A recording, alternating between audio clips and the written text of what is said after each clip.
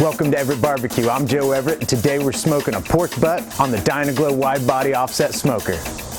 Yeah, you saw that thumbnail and read the description. You already know pork butt ain't never been easier. Slow and low on that Dyna-Glo.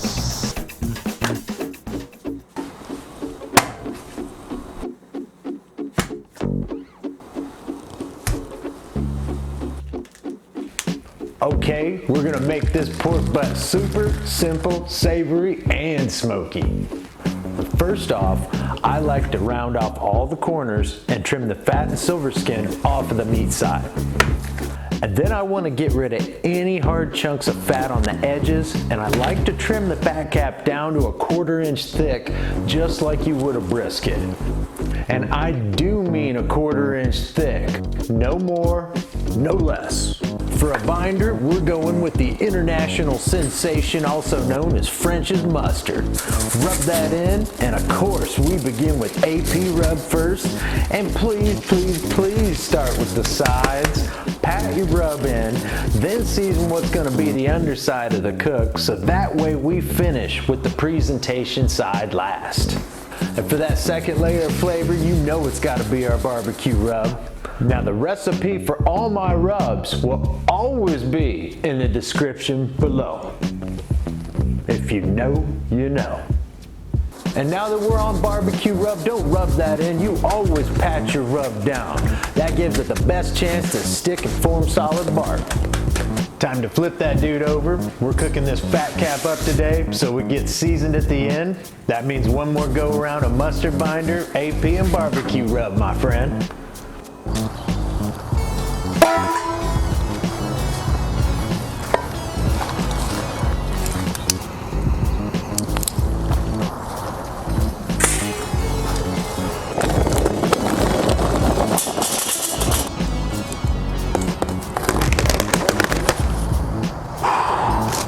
Gonna be a good day today. Okay team, standard setup in the Dyna-Glo. Today we're going with the 4 corners of freedom, aka the 4 corners of hickory. These are small chunks, roughly the size of a Bic lighter, and we're gonna line up all 4 corners with those chunks. I'm also gonna add 3 small chunks of apple right in the middle of the firebox. Now I'm going to start this firebox out with a small layer of Kingsford briquettes, namely to keep the smaller chunks of royal oak lump to fall through the grates, but also to keep some consistency in this fire as we get her going.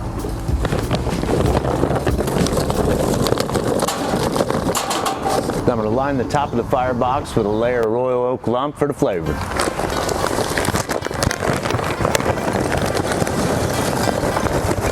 Okay, that firebox looking pretty ideal to me. The goal is to leave the front corner open for that chimney full of lit charcoals we're about to dump in there. Hey now, them Kingsfords looking awful toasty to me. Hot coals going on. All right, ready to go.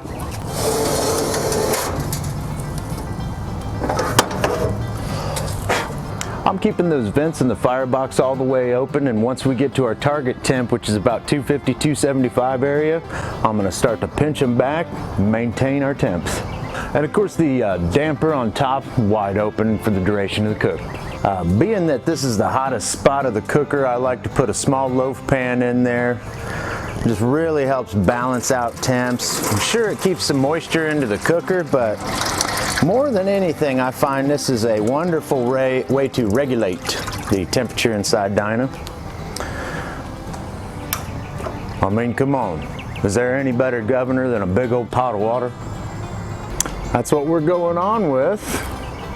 A lovely pork boot. We are approaching just over 100 degrees. Smoker's still cold, meat's still cold, and that's how I like to put it on. I feel smoke goes into a colder piece of meat even better. Just my beliefs. You want to wait till your smoker gets up to temp. You want this thing up to room temperature, be my guest. I'll see you tomorrow. Oh baby. We are going top rack, dead center, bone section facing the firebox.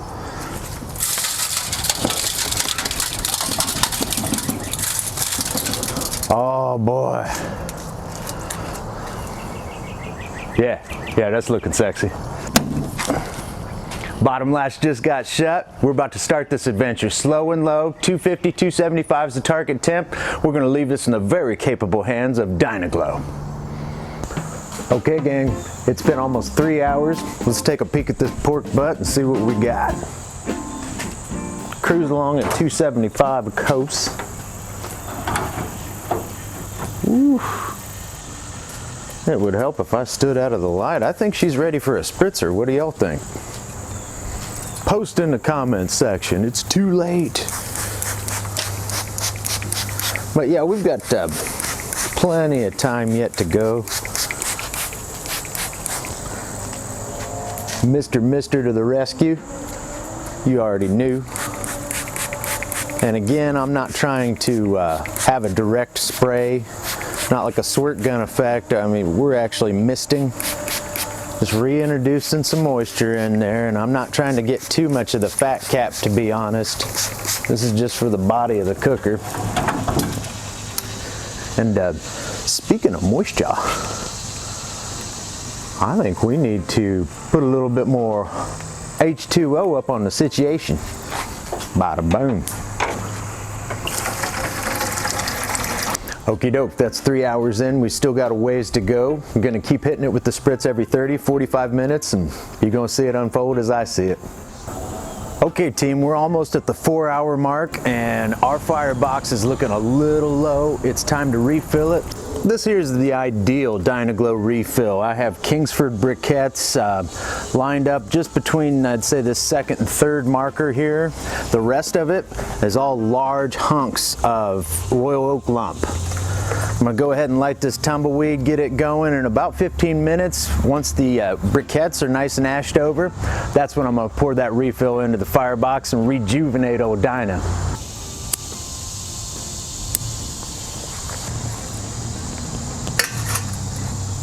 Like I said, we'll give that about 10, 15 minutes and refuel old Dyna. All right, team, we're just after 4 hours. Time for a spritz and the refill. You in here on this refill. You hear all the OG Indiana locust back there. But so far, so good. She's not looking too dry. We're doing real fine on this. All the briquettes have caught and the chemicals burned off and the lump's starting to burn just fine. Actually, she's sparking up on us.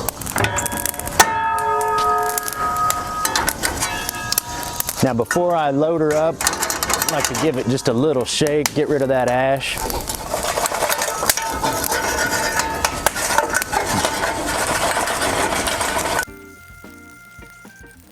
All right.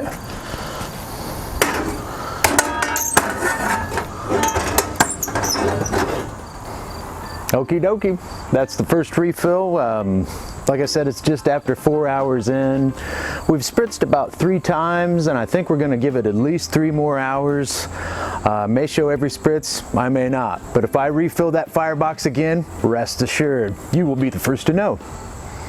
Okay team, almost 6 hours in. It's a perfect time to set up your chimney for that next refill on Dyna.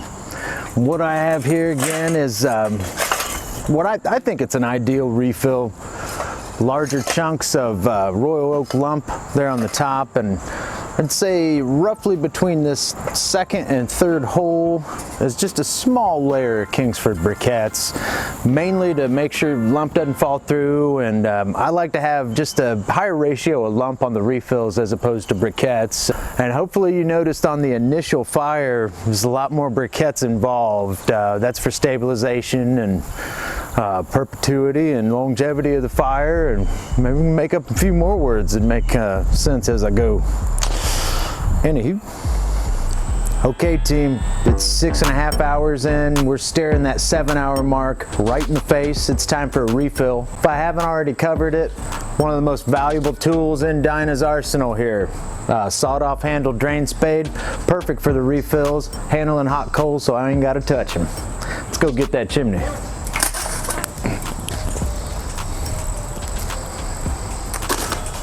Okie dokie.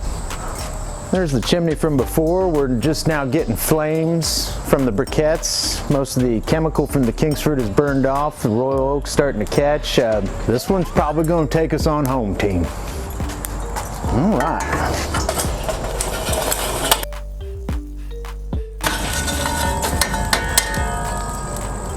I don't know if you can see, but we are swimming between 225, 250.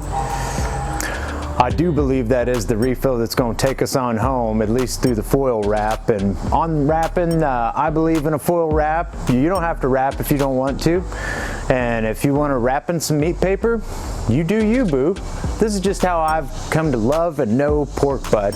Whatever you're going to wrap in, we're not there just yet. Speaking of which, though, let's go ahead and have us a little look-see, huh? Yeah. We are getting there. I'd like a little bit more bark, and I'll tell you what, I'm about to flip this dude around just to make sure we get some nice cooking on both sides. I mean, I'm not worried about doneness as much as just one side bearing the brunt of that heat. Come on now, we want to be fair and balanced here. We just went ahead with the refill. We got plenty of heat coming out of here, particularly when you're doing briskets, pork butts, larger roasts like this. One of my favorite things about Dyna-Glo is the interchangeable grates. Now we've got the bone side is furthest away, and it has been taking a little bit of abuse. We can see the very end of this bone protruding right through.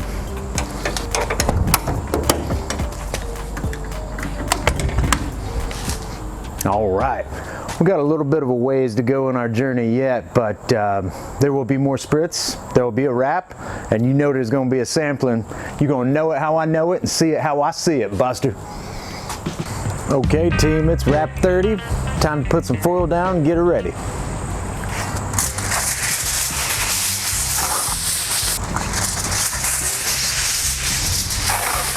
All right. Okay. Yeah, that's what she's looking like right now. Hot as the dickens. I like that bark.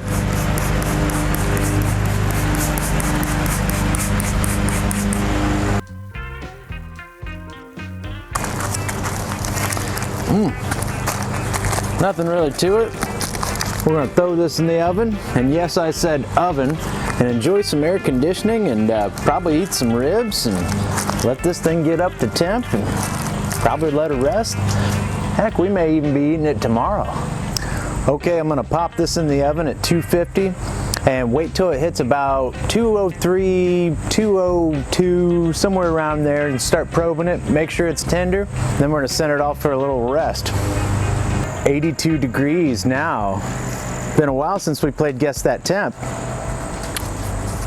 I'm gonna bring you down here for the show. You saw it. I'm gonna guess in the money muscle, I'll say 170. Ooh, it went in like butter. Wow, I was way low, 178. Of course, the lawnmower picks up right when we're doing this. All right, in the oven she goes. We're pulling her 203 and checking for tenderness, but well, I tell you, you could eat it right now, Buster. Oh yeah. Okay, we're gonna pull it. Menu. I'm gonna actually set my little DOT to 205. The carryover is gonna take it there probably, but what we're gonna do is shut the oven off, air it out here, and just let this roast go ahead and come down to about 170, 160. Then we're gonna fire the oven up, hold it for hours, and probably be having this bad boy for lunch tomorrow. All right, it's the next day and we are at 152 degrees after a significant cool down. Come on with me. Hey, hey.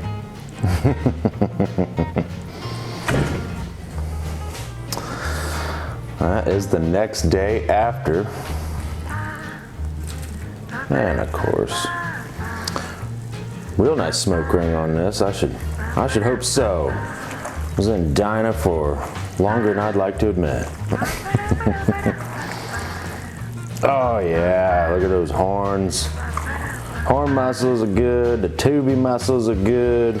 Let me feel these tubes now. The real deal McCoy.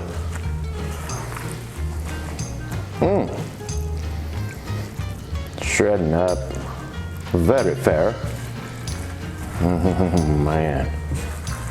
Real good bark. Let's get one of these barky pieces from the horn there. Very nice and still tender. And that's what Dyna will do.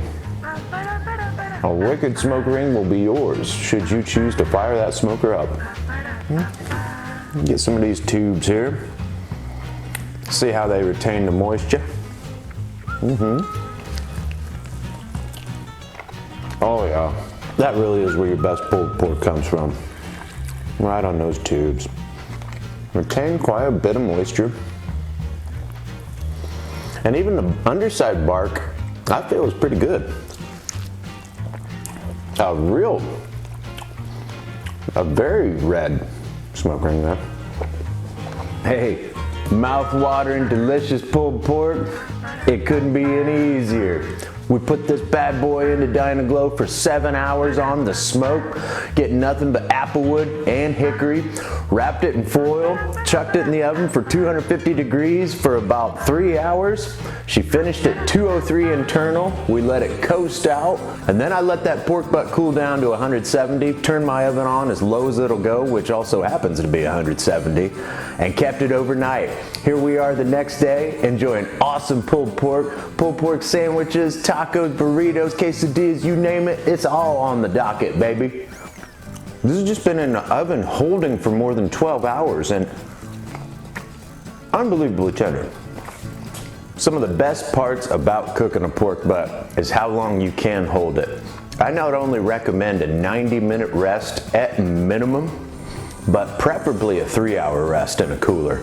And if you've got access to an oven like I do, hold that pork butt as long as you want. It will stay moist, and if not, become even more moist sitting in the oven at lower temperatures on a hold like that. Hey, pork butt doesn't get much better than off the Dyna-Glo offset smoker. I hope you enjoyed this video. If you want any more cooks like this or other experiments from my channel, ring that bell, click subscribe, join my tribe, jump in the backyard, hang with my gang, and you can get to cooking with us. Better listen what I say, or else you'll pay. I'll make things out of clay. We got some traffic Saturday. Dogs barking, birds chirping, carpe dizzle, mother. Well, get myself a little thumbnail here. It's tough. That's why I take the worst thumbnails. I'm too busy eating this stuff. Hey, that's the hand of a man that cares about rendering fat. Huh.